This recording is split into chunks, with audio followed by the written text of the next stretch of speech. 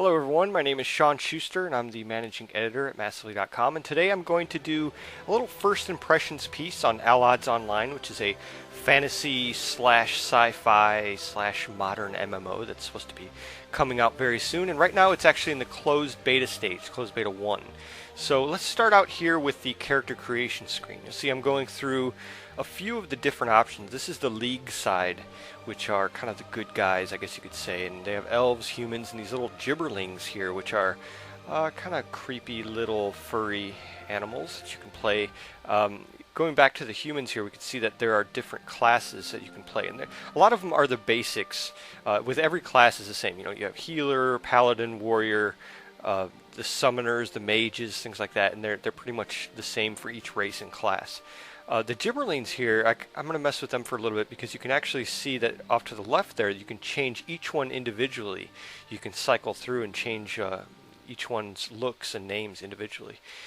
Here we have, this is the Imperial side. This is the Orcs, the Arisens, which are basically kind of a version of undead, like technologically advanced undead, which is actually pretty interesting. I would say that they are my favorites so far from what I've seen.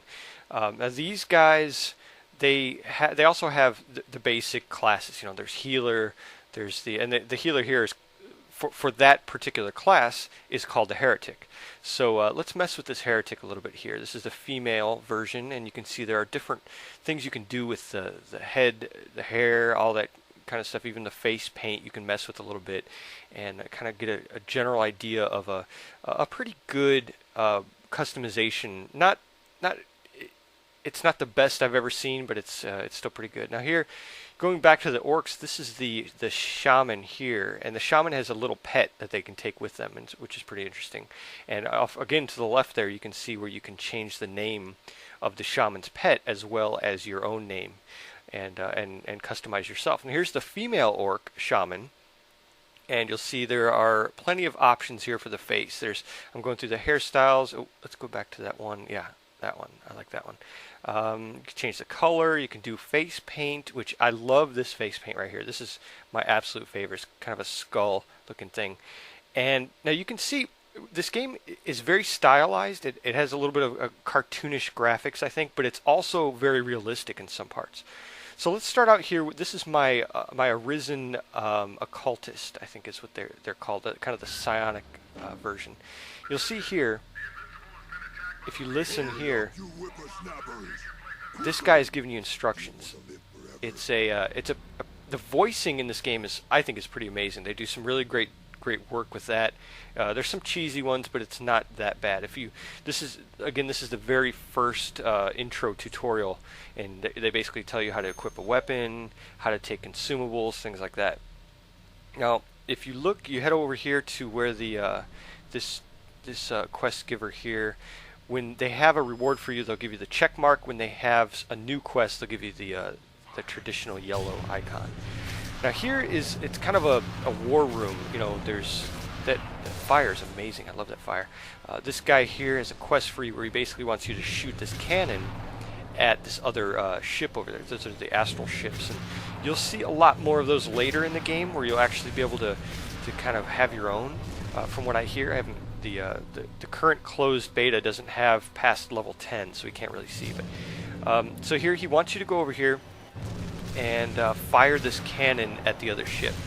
So you do that a few times. Let me pan down here so you can see, and see when it's pretty cool. I like the effects in this game. I think that they're fleshed out really well. And here, okay, so I finished that one. That's a pretty easy little quest. But again, this is the tutorial. They're trying to get used to different mechanics of the game and how to tell who's the quest giver and the rewards and everything like that. And it's very basic stuff.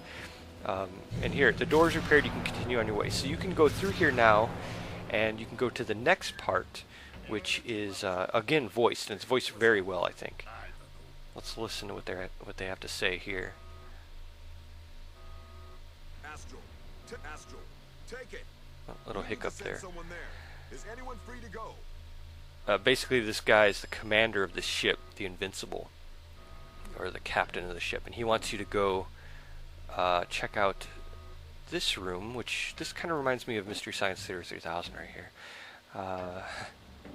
You go up here and you can see that there's another battle looming, and this guy, this Arisen here next to you, wants you to do some work here neutralizing.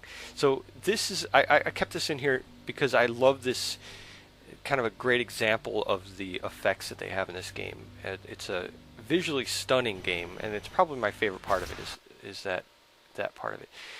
Here are the talents. They have a talent tree just like, you know, World of Warcraft, Warhammer, any modern MMO. And they go into a tree, like I said. There's also the skills that you can assign. Every time you level, you get skill points to assign your certain statistics, and there are a few other tabs here and there. Now, I'm sure a lot of you are probably looking at this thinking that it does look like a WoW clone, and I won't deny that, but I think it does have a lot of features, especially the kind of sci-fi aspect to it, which is a lot different than World of Warcraft. Now, here's Battle. Battle is interesting because you'll see a lot of people complain about they think it's too slow. I would have to agree with that, but I do hear that it gets quicker later on in the game. And you saw I just looted there a little bit, and looting is basically there's a one-button loot all thing. It's pretty cool, so you don't have to change it in the settings. And here I'm getting my reward here from this guy, and this is another voiced part that I think you should listen to. When will the energy supply be restored? Well, talk to me. Looks like I'll have to go to the Canian ship by myself to return this apparatus. Otherwise, I know, right? What bad timing. All right, How am I so going to get everything done all by myself? we continue here. The frustrated captain is ordering you to help him out But who will a little return bit the here, apparatus and to us? he doesn't seem to see that you're standing right in front of him. He always wants you to help him out. He doesn't know who's going to help him. Now here I have just leveled. That was a little level animation, and it says a huge astro monster.